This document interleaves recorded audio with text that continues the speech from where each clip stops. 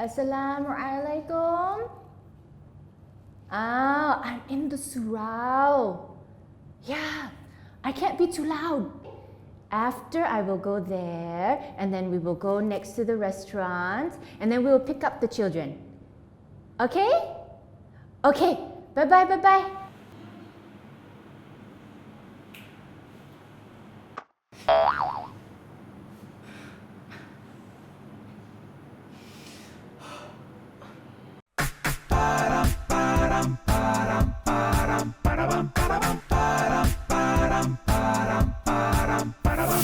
Okay, so don't get mad at me, okay? All those things that happen in the Musolla, it's not gonna happen to you every single time. And if you've ever taken a nap inside, I'm so sorry. I don't mean to victimize you. And I know there are times, when you're tired or, you're a traveler and you need a place to rest, or you're a nursing mother, you need a place to nurse your baby. Okay, fine, I'm not judging you, but I'm just showing you some of the things that could happen inside a prayer hall that I've experienced. I've totally experienced all three things, And when I was a very new Muslim, it was so difficult to pray inside that prayer hall. It was just so distracting, whether it was someone who was, if you're going to take a nap and you're quiet about it, I'm quite okay. And I know that you can't help snoring, but it's so distracting. I'm so sorry. And then, for the ladies who, you need a little bit more movement and you want to take your outer garments off under the prayer dress, it's fine, but fold it up nicely and you have your space.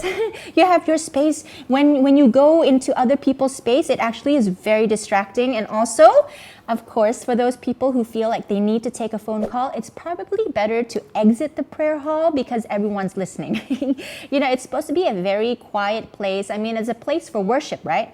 So if it's a place for worship, we should be respecting it. So there's an adab, there's an etiquette that you should follow for prayer halls or for, musollas and surau.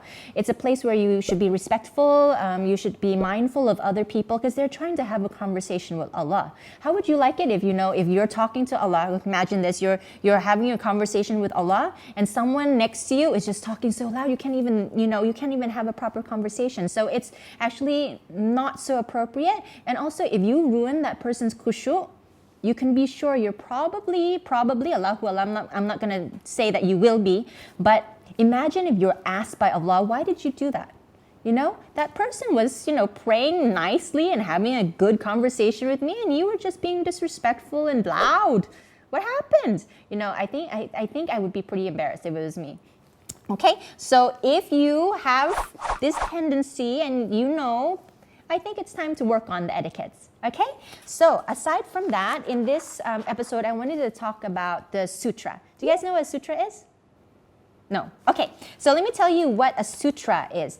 A sutra is something that basically marks your area where you're praying, okay? In the Prophet's time, sallallahu alaihi wasallam, he used to use things like a spear or the saddle of a camel. So for us nowadays, for ladies, you can use a handbag or whatever you have that's, it's a little bit big, you can put right in front of you. And that basically marks where people can't walk in front. Because if people are walking in front of you, actually your prayer is invalidated. Okay, especially there's a few things that invalidate the prayer. A donkey, a black dog, a woman walking past you, in front of you. So this sutra actually prevents all of that. So remember, if you're praying alone, especially in a busy surau, and not everyone is praying in jama'ah, make sure that you have a sutra in front of you. It's actually a command by our Prophet. So since it's commanded, and the Prophet did it, sallallahu alaihi wasallam, and the companions did it, we should also be doing it as well.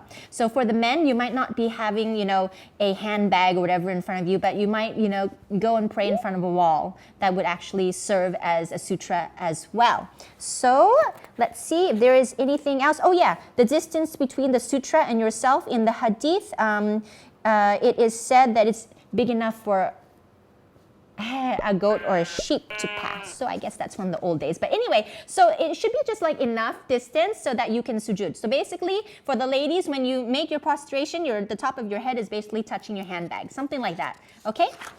And then I wanted to give you one more hadith. Oh yeah, so there's a hadith that the Prophet ﷺ said in translation, when any of you performs prayer, let him pray facing towards a sutra and let him get close to it and not let anyone pass in front of him. If someone comes and wants to pass in front of him, let him fight him, for he is a shaitan. Okay, so what does that mean? Okay, you're not, well, yes, according to this, you're actually allowed to kind of punch the person, right? But don't actually do that. I've actually had to block people because sometimes they don't see, right? They're just like, it's a busy surah, they just want to get out. So what you can do is, if a person is coming from your right, you put out your right hand. If the person is coming from your left, you put out your left hand, and they'll basically be like, whoa, what's going on? Because a lot of people don't know about the sutra, but now you do. Okay, now you do. So I think that's it for this one. Etiquettes of the Musolla: remember to be respectful and considerate towards others, and whenever you're praying alone, always have a sutra. See you next time. That's a wrap for this episode. Don't forget to find Finding Him Season 1 here. You can go to the next episode here, and don't forget to like, comment, share, and also subscribe down there, and I'll see you in the next episode.